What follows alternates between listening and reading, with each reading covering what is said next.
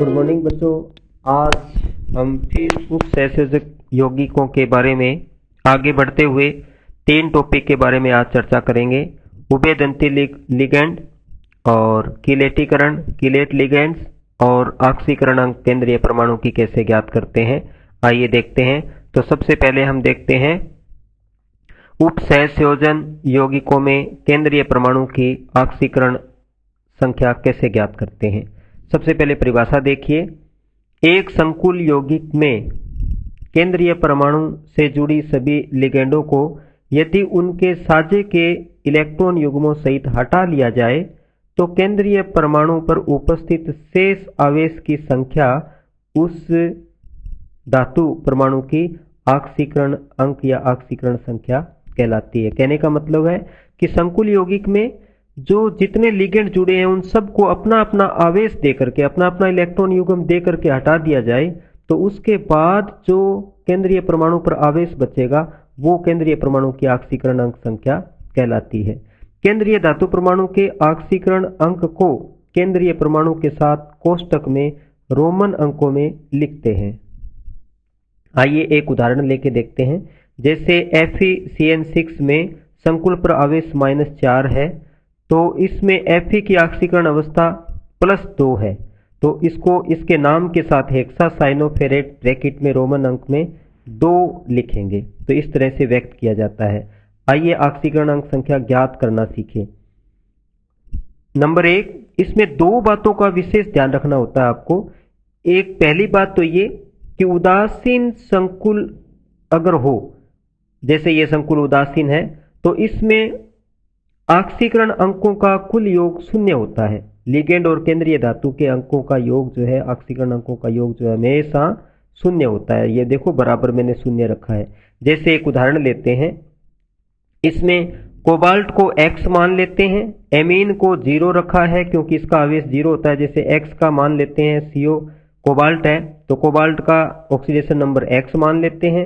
NH3 का हमेशा आवेश आप जानते हो उदासीन लिगेंड है, ये 0 होता है। और Cl का एक Cl का -1 होता है तो 3 Cl का -3 आवेश हो गया।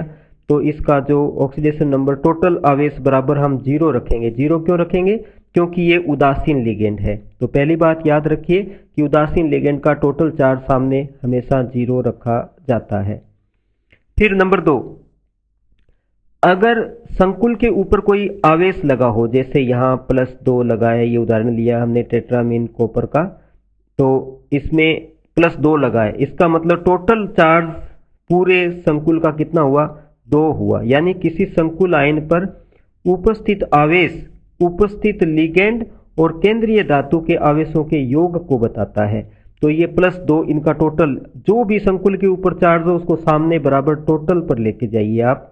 तो यहाँ हमने कॉपर का आवेश जो है X मान लिया, ऑक्सीडेशन नंबर आवेश जो है, और NH3 का जो आवेश है वो 0 मान लिया, और संकुल पर टोटल आवेश +2 दिया हुआ है तो X + 0 = 2, यानी यहाँ ऑक्सीकरण अंक जो है कॉपर की +2 आ जाएगी। अब देखिए हम एग्जाम्पल लेते हैं और एक एक एग्जाम्पल लेकर के समझने की कोशिश करते हैं कि कैसे ज्ञात करेंगे। जैसे पोटेशियम हेक्सासाइनोफेरेट लेते हैं तो इसमें हमें Fe की ऑक्सीकरण अंक ज्ञात करनी है। जैसे तो हम Fe की ऑक्सीकरण अंक को X मान लेते हैं, तो ये X मान लिया। और इसमें फिर साइनो पर आपको पता है कि साइनो -1 चार्ज वाला लिगेंड होता है, तो 6 - 1 प्लस, और पोटेशियम पे +1 चार्ज होता है और 4 पोटेशियम है यहाँ पे, तो 4 + 1, तो पोटेशियम का ले लिया, Fe का X ले लिया और Cn का -6 हो गया। तो बराबर टोटल ये उदासीन है, संकुल पे कोई चार्ज नहीं है यहाँ पे, तो 0 रख दिया। तो यहाँ हल करते करते हमें X का +2 वैल्यू प्राप्त हुआ। तो Fe की ऑक्सीडेशन नंबर कितनी है? +2 है। तो यहाँ मैं साइड में बताया है, देखो Cn पर जो है -1 आवेश होता है क्योंकि ये 1 चार्ज वाला लिगेंड है। पोटेशियम पे +1 चार्ज होता है और Fe का X मानते हुए यहाँ +2 ऑक्सीडेशन नंबर ज्ञात कर लिया है। इसी तरह से दूसरे एग्जाम्पल में देखिए, यहाँ प्लेटिनम का ऑक्सीडेशन नंबर ज्ञात करेंगे। एमीन का आपको पता है 0 होता है, Cl का -1 होता है और यहाँ 3 Cl है तो -3 हो जाएंगे। तो देखिए ये -3Cl के ले लिए, और एमीन 3 है तो 0 से इंटू करके 0 हो गया, और प्लेटिनम को x मान लिया, तो x प्लस 0 और 3Cl का -3 इज इक्वल टू 0। क्योंकि इस संकुल पे कोई आवेश नहीं है तो सामने 0 आएगा, तो ये 0 हो गया, तो अतः x इज इक्वल टू +3, यानी प्लेटिनम की ऑक्सीडेशन नंबर कितनी आई, 3 आई।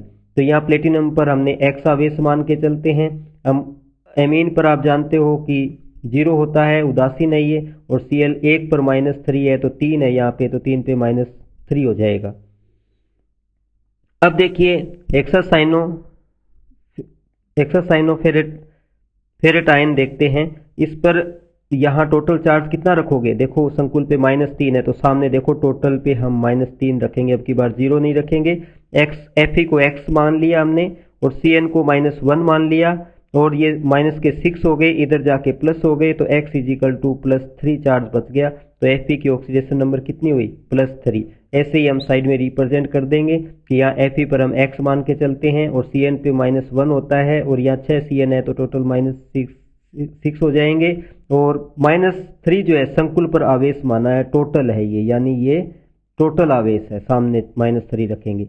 इसी तरह से चौथा एग्जाम्पल लेते हैं। यहाँ कोबाल्ट की हम ऑक्सीडेशन नंबर ज्ञात करते हैं। यहाँ 4 एमीन है और 2 Cl है, और एक Cl आयन के रूप में आयन मंडल में बाहर है। तो देखिए दोनों Cl को यहाँ 2 माइनस लेंगे, एक Cl पे -1 होता है, Cl पर -1 चार्ज होता है, एमीन पर 0 होता है, कोबाल्ट को x मान लिया। यहाँ 2 Cl के लिए 2 माइनस और एक Cl के लिए 1 माइनस, तो टोटल 3 माइनस हो गए, सामने जाकर के ये 3 प्लस के हो गए, एमीन 0 हो ही गया, तो कोबाल्ट की ऑक्सीडेशन नंबर कितनी हुई, 3 हो गई। तो अतः इस तरह से कोबाल्ट की ऑक्सीडेशन नंबर 3 है। क्या मतलब है +3 का, यानी लिगेंड को अपना अपना चार्ज दे करके सेपरेट कर दिया गया है, और उसके बाद में केंद्रीय परमाणु पर जो आवेश बचा है उसका मान +3 है यहाँ, यानी कि कोबाल्ट से सारे लिगेंड हटा दिए गए अपना अपना चार्ज दे करके, उसके बाद कोबाल्ट पे कितना चार्ज बचता है, +3 बचता है। ये इसकी ऑक्सीडेशन स्टेट है।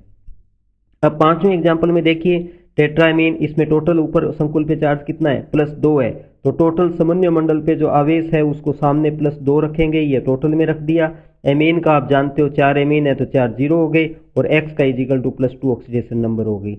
इसी तरह से नेक्स्ट पे देखते हैं, इसमें ऑक्सीलेटो लिया है हमने, तो 3 ऑक्सीलेटो है। आप जानते हो ऑक्सीलेटो को भली भांति से समझे, ये अच्छा एग्जाम्पल है, क्योंकि एक ऑक्सीलेटो में 2 COO पे 2 माइनस होते हैं। देखिए इधर मैंने स्ट्रक्चर बनाई है, 2 माइनस होता है, यानी एक ऑक्सीलेटो में -2 आवेश होता है, और यहाँ कितने ऑक्सीलेटो हैं, 3 ऑक्सीलेटो हैं, तो 3 दूनी 6, यानी टोटल ऑक्सीलेटो के 3 ऑक्सीलेटो ग्रुप के 6 आवेश हो गए।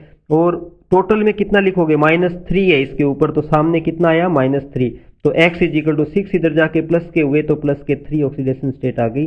तो यहाँ Fe की ऑक्सीडेशन स्टेट कितनी आएगी, 3। तो ध्यान देने वाली बात है कि ऑक्सोलेटो में एक में -2 होते हैं, 3 में -6 बन गई। फिर देखिए ऑक्सीडेशन स्टेट आ गई, तो यहाँ Fe की ऑक्सीडेशन स्टेट कितनी आएगी, 3। तो ध्यान देने वाली बात है कि ऑक्सोलेटो में एक में -2 होते हैं, 3 में -6 बन गई। फिर देखिए एथिलीन डाइएमीन, आप जानते हो एथिलीन डाइएमीन एक उदासीन लिगेंड है, इस पर 0 होता है, और क्लोरीन का -1 होता है, तो -2 हो गए, और ये 0 हो गया एथिलीन डाइएमीन का, और प्लेटिनम को x मान लिया, तो सामने जाके -2 +2 हो गए, तो यानी प्लेटिनम की ऑक्सीडेशन नंबर कितनी हुई, +2 हो गई। इसी तरह से 8वां एग्जाम्पल मैंने सेलेक्ट करके अलग अलग एग्जाम्पल आपके लिए लिए हैं, ताकि आप अच्छी तरह से इसको समझ जाएं। अब देखिए मोलिब्डेनम की हमें ऑक्सीडेशन स्टेट ज्ञात करनी है। इसमें साइनो कितने हैं, 8 हैं, और टोटल चार्ज कितना रखोगे, देखो -4 वाले लिए हमने, तो सामने जाकर के संकुल का चार्ज टोटल आ जाएगा, -4 बराबर के सामने रखना आपको। और मोलिब्डेनम और साइनो पे आप जानते हो कि एक आवेश होता है, और मोलिब्डेनम को x मान लिया, टोटल चार्ज -4 रख लिया सामने, तो यहाँ x is equal to 8 minus के सामने जाके प्लस के 4 में से 8 में से प्लस के 4 माइनस करोगे तो प्लस के 4 बच जाएंगे, तो यहाँ मोलिब्डेनम की ऑक्सीडेशन संख्या कितनी हुई, 4। आइए अब हम उभयदंती लिगेंड समझते हैं। मैं आशा करता हूं कि आप जो है ऑक्सीडेशन नंबर को भली भांति समझ चुके होंगे, और वैसे 11वीं में ये टॉपिक था हमारे। उभयदंती लिगेंड देखिए, उभयदंती लिगेंड ये एक दंतुक लिगेंड ही होते हैं, पर अलग बात क्या होती है कि इनमें 2 प्रकार के दाता परमाणु उपस्थित होते हैं, और एक समय में केवल एक ही दाता परमाणु केंद्रीय परमाणु से जुड़ा होता है, यानी एक दंतुक लिगेंड की भांति ही ये जुड़ते हैं, परंतु इसमें ऑप्शन 2 होते हैं, यानी कि 2 परमाणु होते हैं, उसमें से एक समय में एक बार में एक जुड़ता है, तो ये 2 प्रकार के लिगेंड 2 प्रकार से जुड़ने के ऑप्शन रखते हैं। देखिए जैसे NO2 नाइट्रोसुमे में देखते हैं, इसकी 2 स्ट्रक्चर बनती है, इसमें यह 2 ऑप्शन रखता है, या तो NO से जुड़ेगा या O से, लेकिन एक समय में केवल एक परमाणु से ही जुड़ेगा, अलग अलग से नहीं जुड़ेगा। जैसे यहाँ मेटल से नाइट्रोजन जुड़ गया, तो और इसमें मेटल से जो है ऑक्सीजन जुड़ गया, तो यहाँ इसका नाम क्या है, इसका नाइट्रो कहेंगे, या नाइट्रिटो N से जुड़ा है, आगे N लगा दिया, या नाइट्रिटो O से जुड़ा है तो नाइट्रिटो O लगा दिया, या नाइट्रिटो इसको कहेंगे। तो दूसरा एग्जाम्पल इसका है साइनो समूह, तो C या N दोनों में से एक से जुड़ेगा, जैसे मेटल से C से जुड़ता है तो इसको साइनो कहेंगे, और मेटल से अगर N से जुड़ता है तो इसे आइसोसाइनो कहेंगे, या आइसोसाइनिडो या साइनिडो भी कहते हैं इसको, इस तरह से कहेंगे। अब है थायोसाइनेटो। थायोसाइनेटो में आप देखते हो सल्फर जुड़ने से थायो शब्द आया है, तो एस सल्फर या N दोनों में से एक से जुड़ने का गुण रखता है। तो मेटल से देखो, यदि ये सल्फर से जुड़ता है तो थायोसाइनेटो बोलेंगे इसको, यदि ये नाइट्रोजन से जुड़ता है तो आइसोथायोसाइनेटो बोलेंगे इसको। इसी तरह से SSO3 थायोसल्फेटो ग्रुप में देखिए, थायोसल्फेटो ग्रुप में ऑक्सीजन भी है और सल्फर भी है, या तो ये ऑक्सीजन से जुड़ता है या सल्फर से जुड़ता है। तो देखिए यहाँ सल्फर से अगर जुड़ता है मेटल आयन से तो ये थायोसल्फेटो S कहलाएगा, अगर ये मेटल आयन से ऑक्सीजन से जुड़ता है तो थायोसल्फेटो O कहलाएगा। आइए अब हम कीलेट लिगेंड के बारे में देखते हैं। कीलेट शब्द यानी ग्रीक शब्द कीली, जिसका अर्थ होता है क्लेव यानी पंजे से, पंजे की तरह, जैसे शेर पंजे से जकड़ता है ना, ऐसे लिगेंड जो हैं बहुदंती लिगेंड होते हैं, वो केंद्रीय परमाणु को जकड़ लेते हैं चारों तरफ से उपसंयोजक बॉन्ड बना करके, बस और कुछ नहीं है, एक रिंग जैसी संरचना बना लेते हैं। तो बहुदंतुक लिगेंड केंद्रीय आयन से अपने 2 या 2 से अधिक दाता परमाणुओं का प्रयोग उपसंयोजक बंध बनाने में करते हैं, तो एक वलय जैसी संरचना प्राप्त होती है। इस संरचना को कीलेट वलय यानी कि पंजे की तरह जकड़ लेंगे, बहुत सारे साइड से उपसंयोजक बॉन्ड बनेंगे, तो लिगेंड, और ऐसे लिगेंड को कीलेट लिगेंड कहेंगे। और इस प्रकार की घटना यानी इस प्रकार रिंग बनना, कीलेट वलय बनना कीलेटीकरण कहलाता है। तो देखिए जैसे एथिलीन डाइएमीन का उदाहरण लेते हैं, एथिलीन डाइएमीन का, इसमें देखिए एक एथिलीन डाइएमीन ये है, एक एथिलीन डाइएमीन ये है, एक एथिलीन डाइएमीन 2 उपसंयोजक बॉन्ड बनाती है, तो कॉपर से देखो दोनों तरफ से 2 इधर से 2 इधर से, तो एक रिंग जैसी स्ट्रक्चर बन गई ब्रैकेट में बंद, ये एक कीलेट लिगेंड है। इसी तरह से ऑक्सोलेटो का एग्जांपल लेते हैं, तो देखो ऑक्सोलेटो आपको पता है कि एक ऑक्सोलेटो समूह 2 उपसंयोजक बॉन्ड बनाता है, एक ऑक्सोलेटो ग्रुप, 2 दूसरा ऑक्सोलेटो ग्रुप, इसी तरह से दोनों तरफ से 2 इधर और 2 इधर उपसंयोजक बॉन्ड बनने से एक रिंग जैसी स्ट्रक्चर बन गई है। इसी तरह से ट्राई ऑक्सोलेटो का एग्जांपल लेते हैं, तो ट्राई ऑक्सोलेटो में देखो 3, एक नीचे से ऑक्सोलेटो ग्रुप जुड़ गया, एक इधर से जुड़ गया, एक इधर से जुड़ गया, तो टोटल 6 उपसंयोजक बॉन्ड बन गए। तो इसमें 6 बनने से बड़ी रिंग बन गई, तो ये कीलेट लिगेंड बन गया, और इस प्रकार के कीलेट बनने को कीलेटीकरण कहते हैं। अब देखिए कीलेट सामान्य संकुलों से अपेक्षाकृत अधिक स्थायी होते हैं, क्योंकि ये एक रिंग जैसी स्ट्रक्चर बना लेते हैं, लेकिन आपको बता दें कि 5 से 6 से ज़्यादा रिंग बनने से ये अस्थायी भी हो जाते हैं, और इनका उपयोग निकल, कॉपर या मैग्नीशियम जैसे धातु आयनों के आकलन या पहचान में भी उपयोग करते हैं। इनका कठोर जल को मृदु बनाने में भी इनका उपयोग होते हैं। लेंथेनाइड्स या एक्टिनोइड्स के पृथक्करण में भी इनका उपयोग होता है। तो ये था आज का टॉपिक। आगे के टॉपिक को भी आप जारी रखिएगा। हम आयुपेक नाम पढ़ेंगे, उपसंयोजक का कैसे बनाते हैं, बड़े ही अच्छी तरीके से। आप सब्सक्राइब ज़रूर कीजिएगा और शेयर कीजिएगा। धन्यवाद।